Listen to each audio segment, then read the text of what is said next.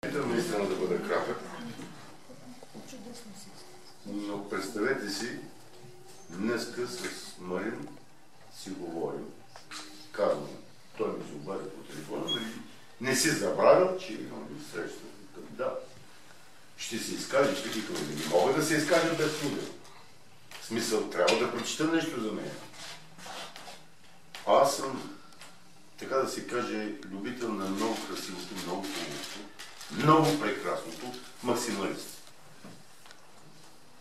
Отида като всеки човек, той си дава книгата, аз взимам. Даже му казаха, бе, да излъжи ли нещо, че е познавам? Така ли? Така бе. Бе, нещо ще направим, казва. Или пък ти ще измислиш. Не мога. Не мога да излъжа. Защото всичко, което се върти около нас, трябва да бъде не фарс, а трябва да бъде истина. И аз истината в ръка минавам по железопътната линия на Сточна гара. Представете си, кола ще да ме блъсни, а аз четях. Уверявам ви, без издигане в никакъв патос, че това е едно изживяване и по пътя са замръзнали пръсти ръце, аз четох няколко и полудях. А когато си прибрах къщи, аз прочетах за 2 часа 3 пъти стихосбирката. И завиждайки на Христо, и на Марин, и на други, които говориха за стиховете, които ми го отнеха. Аз може да ги кажа. Но аз намерих някои, които ще ги кажа. И в случай има и нещо друго. Значи аз четах за майката, за бащата, за родината. Но никой не се изказа нейната душа и обичта и не само към тях, както и за племеница, и брат, и за тях е писано. Но имам и едно друго чувство, че тя страшно обожава нещо, което аз също обичам. Прекомерно над всичко морето. Такова си е написал за морето. Да. Такова чудо. Много има. Такова чудо, просто не знае как да го кажа. Няма да го прочита, смисъл много дълго ще стане защото. Тя си го прочита. Не, аз мога да го прочита. Става въпрос друго. Значи за морето описанието, за Ибиса, нали, където тя е била, живяла и пак ще се върне. Така. И аз бих дошъл с теб. Този път. Стиховете или жената харесва. Имам и друга мисия, но ще отскоча, ако трябва. Тъй. Случая, значи като четях първи път, втория, представете си, майка ми наполу заспала беше и чета нейните. И тя майка ми се слуша и полудя. Половин час, 40 минути, как издържа, не знам. Но аз едно след друго ги четях. И отраз, важното за един поет какво е, за мен специално, отраз да взема и да се побъркам. И да го изживея. И вече във въображението ми, представите ми, нали, гледам нейната картинка тук, сега не е стара жена, но тук е още по-млада. Викам, този вихър, ако евентуално, ако аз я обхвана така, какво ли ще се случи? Представете си, аз викам, тя е вулкан и го казвам точно, тя е вихър, тя е дъжд, тя е слънце, тя е чудо.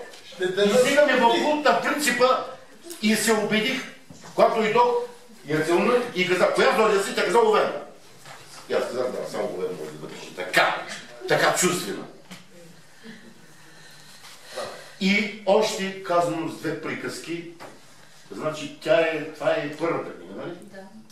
Аз си пожелавам не една, 10 най-малко, но на етапи от живота си, защото и аз на нейните години пиших много такова обвързано. Сега не мога, защото съм по-голям. Естествено, любовите са съвсем по-различни и така нататък. И в крайна сметка, значи Дора, Габи или Багряна, ако са големите поетеси, аз си пожелавам да ги настигни и да ги мини. И имам това чудо, ще ги мини. Това е чудото на българската поезия. Момента, защо ще ви кажа? Защото си мисля, че ако на този свят съществуваме като личности, като хора, тя е стигнала до този връх, И тя просто пише секс и се чувства секса, ама така обвързващо, че аз бе Боже Господи, тя секс е свързана с това. В смисъл, независимо от другото, нали, първата част, втора част и така нататък. И сега просто искам с много нежни търи да прочета това, което никой не го прочети. Докоснаме. Бесен, шарен ден. Природата се готвеше за сън. А ти докосна ми и всичко се пробуди в мен. Не вярвах, че ще ми се случи. Но ти докосна ме. Не, ти разтърси ме. Запали ме. Изригна в мен. Ти ме научи. Докосни ме. Вземи ме. Притесни ме. Бръкни в мен. Вземи се всичко, що строи от мен. Оставам в плен.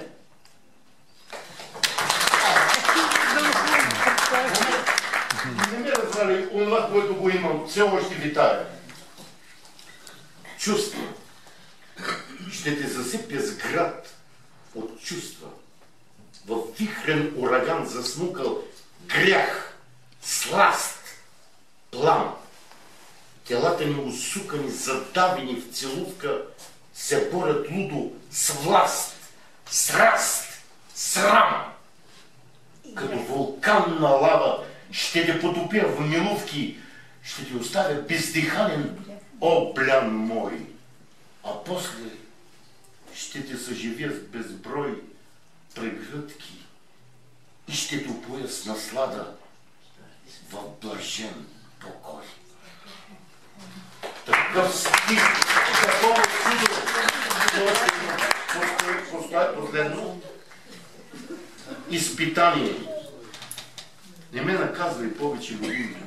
Живея в унес, душата ми кърви. Незаконното помежду ни зее, неживяното сияйно пълнолуние, потъвам в бездната си, осмислям, смислям и горчи. Живот без теб, непосилно наказание или поредно изпитание. И наистина последно, дали пък много искам. Просто това за мен ще бъде апотеоза, за да издигам в култ една наистина добра и много голяма поетес, която възбъдните мечти и мои, и нейни, предполагам, ще се докосват до още много страсти и сила. И това е най-доброто за мен, така да се каже. Дали пък много искам? Тя значи идва с докосване и с много нежност, с нещо, което като треди иска да каже, дали пък много искам от живота.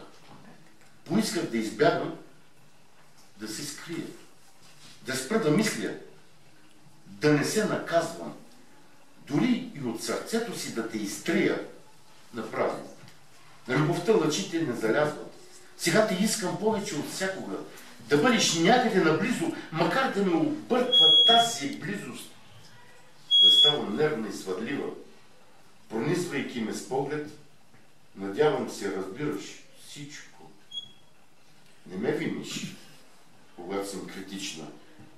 То е в стремеж за съвършенство, до което се понякога тъй близо да бъда съпричастна с успехите ти, с твоите неудачи, пораженства, да бъда част от твоето ежедневие, понякога лъчисто, понякога досадно или изтощително.